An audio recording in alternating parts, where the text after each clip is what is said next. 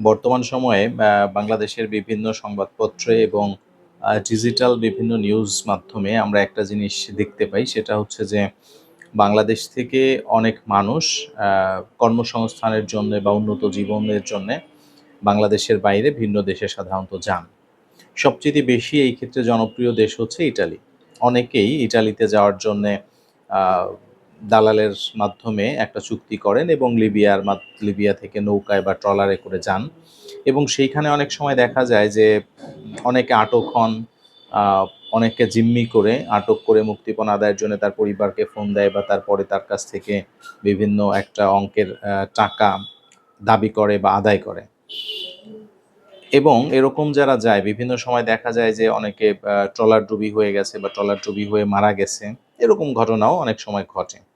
মোট কথা হচ্ছে যারা এরকমভাবে অবৈধভাবে বাংলাদেশ থেকে অন্য দেশে যায় বা যাওয়ার চেষ্টা করে, তারা অর্থনৈতিকভাবে এবং শারীরিকভাবে ২ ভাবেই ক্ষতিগ্রস্ত হয়।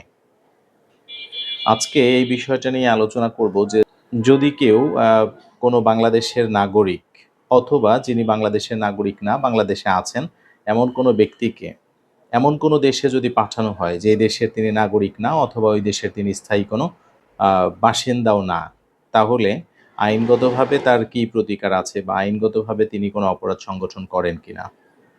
আমাদের মানব পাচার ও অভিবাসী চোরাচালান আইনে এই ব্যাপারটা ক্লিয়ারভাবে বলে দেওয়া আছে যে যদি কেউ এমন কোনো ব্যক্তিকে বাংলাদেশ থেকে বাংলাদেশের বর্ডার ক্রস করে অন্য কোনো দেশে নিয়ে যায় বা নিয়ে যেতে সাহায্য করে বা অন্য কোনো দেশে পাঠায়, যেই দেশের আসলে তিনি নাগরিক না অথবা ওই দেশে তিনি আগে থেকেও বসবাস করেন না, তাহলে তিনি অভিবাসী চোরাচালানের অপরাধের দায়ে দোষী হবেন।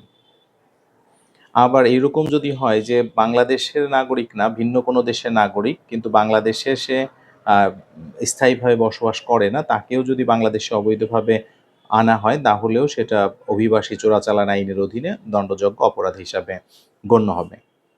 অনেক ক্ষেত্রে একটা কনফ্লিক্টিং জায়গা তৈরি হয় যে মানব পাচার এবং অভিবাসী চোরাচালান এই ২ টা জিনিস একই কিনা? বা এর মধ্যে আসলে কোনো পার্থক্য আছে কিনা? এটা বোঝার জন্য একটা সহজ উদাহরণ দেওয়া যেতে পারে।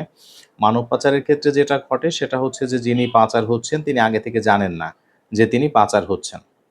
বা তাকে কোনো একটা দেশে নেওয়ার পরে তাকে শোষণ করা হবে বা সেক্সুয়ালি হ্যারাস করা হবে বা তাকে শারীরিকভাবে লাঞ্ছনা করা হবে বা অন্য কোনোভাবে আর অর্থনৈতিকভাবে অন্য কেউ থার্ড পার্টি তার মাধ্যমে লাভবান হবে। এটা তিনি আগে থেকে জানতেন না। আর অভিবাসী চোরাচালানের ক্ষেত্রে যিনি অভিবাসী হয়ে অন্য দেশে যাচ্ছেন, তিনি আগে থেকে জানেন যে তিনি আসলে ওই দেশের নাগরিক না বা ওই দেশে যাওয়ার জন্য তার পারমিশন নাই। কিন্তু অবৈধভাবে সে কোনোভাবে ঢোকার চেষ্টা করছে। এটা হচ্ছে বেসিক পার্থক্যের জায়গায়। তো এইরকম যদি কোনো ঘটনা ঘটে তাহলে আ অভিবাসী চোরাচালানকারীদের জন্য আইনে সর্বোচ্চ ১০ বছর পর্যন্ত কারাদণ্ডের বিধান আছে এবং সেই সাথে জরিমানারও বিধান আছে। আর যদি কেউ অভিবাসী চোরাচালান করে পরবর্তীতে তাকে আটক করে তাকে শারীরিকভাবে ক্ষতিগ্রস্ত করে বা আঘাত করে বা তার মৃত্যু ঘটায়, তাহলে তার সর্বোচ্চ শাস্তি হতে পারে যাবজ্জীবন পর্যন্ত কারাদণ্ড।